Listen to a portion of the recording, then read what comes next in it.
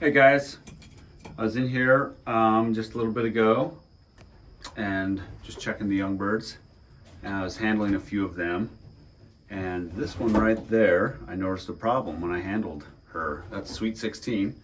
You'll see that looks like she's missing some feathers there on her chest, and you could easily this time of year think, oh well, it's just molting, but by handling her I discovered that it's not just molting. Looks like she was injured. Let's take a look at it. This is my other injured bird, the one with the hurt wing. And I took a video a few weeks back of when I discovered it and kind of what I did to clean it up and get it on the mend. So I might post that in this video as well. But let's take a look at Sweet 16 real fast. Okay, here she is. Just by handling her, I feel a big lump right here.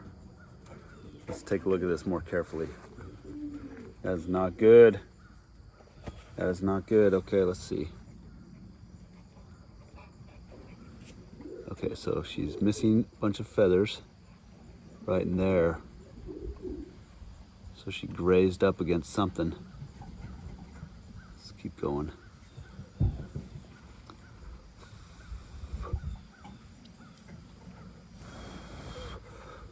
Oh, that's not good. Look at that. Look at the color of her flesh.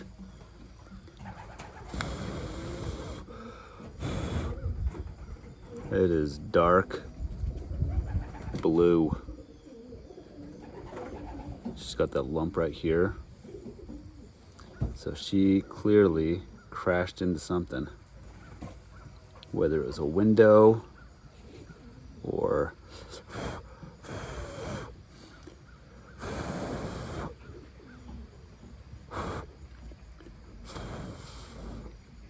top of a roof or something. But just look at that. Oh my goodness. Dark, dark blue. I'm gonna try and feel along her keel. Yeah, she has a big lump right there. Oh, Sweet 16. Poor girl.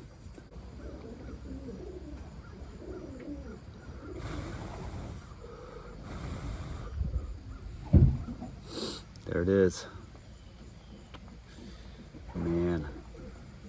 The other day while they were out, I did hear them take off abruptly after they had landed. And I thought I heard one hit into a window or something. But then I didn't see anything. Maybe that's what happened.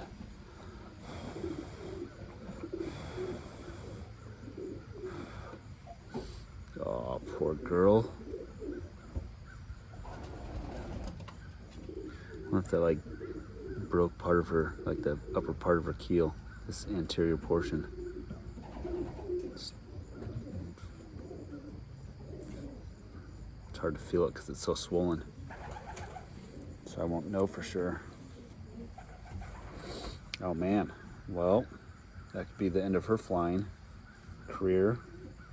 Not that she had one. Well, I always said that she was my best handling hen. And, well, maybe she's just going to go right to stock.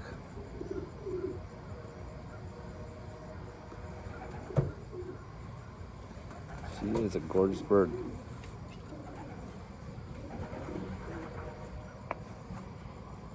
Great balance. Seal pintail.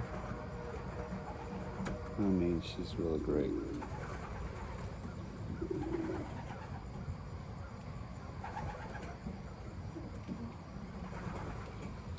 Poor girl.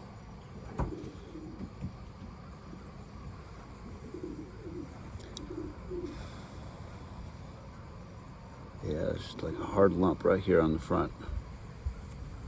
So instead of coming down smooth, got this little lump right here. Go from here to here. And then all of this is just dark blue and bruised. I'm gonna go grab a different bird so we can get a comparison of the coloration of that flesh right underneath there. All right, so I went to grab another one. Here's a little hen. Look at this. I just looked at her and she also got damaged on her keel. See that little blue bump? You can see it. And if you look closely, her keel goes like this and then has a kink in it.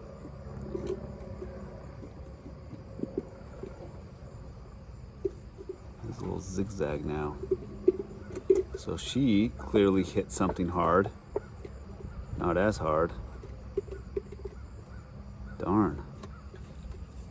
Yeah, you can see that little bump in her keel though. And that corresponding bruising right there.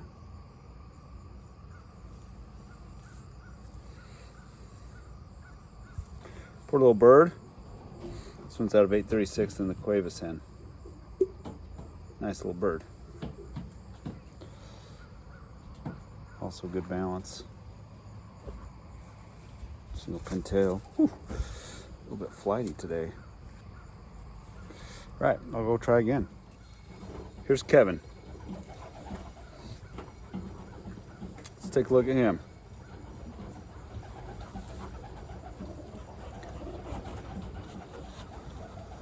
That's a little bit better. You can see it's more of a pink color. So my birds aren't in peak condition right now, so you can see that yes, it is a pink color, which is a good sign, but there's still some scaling, a little bit of scales on the skin there. When they get into really great condition, those scales go away. But there's the color difference. We got pink instead of blue.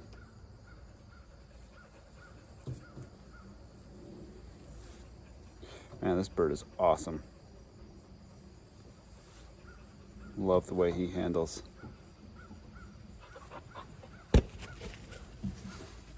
Man, I'm multitasking. I'm kicking the ball for Watson at the same time that I'm making this video.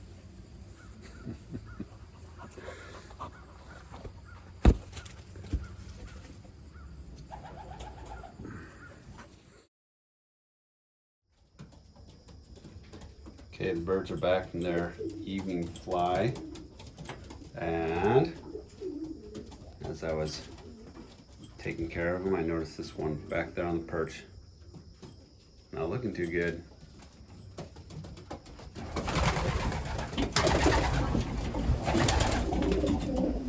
It's dark, but you can see that's blood. So it looks like we had a hawk attack. Let's take a look at this. Look at this guy. All right, we're gonna try and help this bird. Let's take a look at it.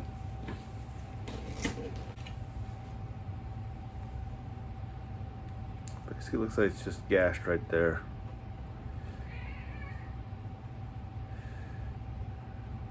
So, what I'm gonna do is, got some isopropyl alcohol. Use that to disinfect it, and we'll call that good. Let's take a look at this. Missing some feathers right there. So I mean, could be a hawk. It could be he whacked himself on a wire, scraped up against a wire. That's possible too.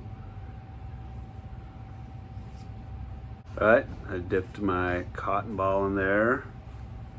All right, buddy, this might not feel good. Sorry, but it's what we gotta do. Just gonna rub it.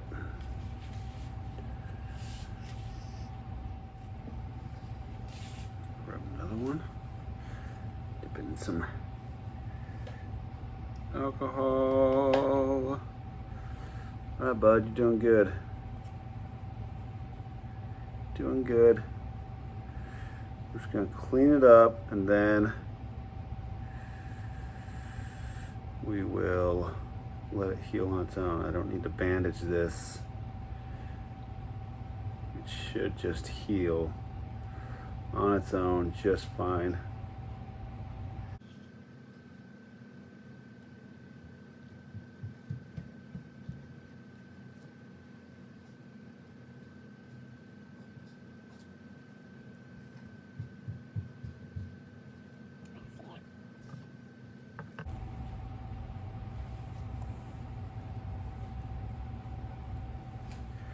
All right, buddy, last one.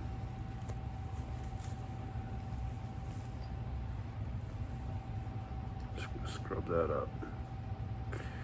Rub-a-dub-dub.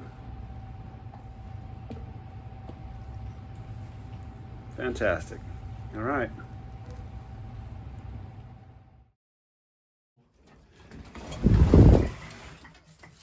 I do try and handle all these young birds a couple times a week, and whether I'm just like seeing how they're doing as far as their form goes, but also just checking on how they're developing. And then of course, I also do it every time I train them. I load them in by hand to the training basket. A lot of people, especially people with lots of birds, have a little cutout, you know, outside their loft, and then they just herd the birds out into the crate, which is just placed up against it with the open door, so they all go run into the crate, and then you just close it off, and wow, that is really convenient, and maybe someday I'll get to that. But one advantage is, you know, when you have to hand load them, you feel every single bird.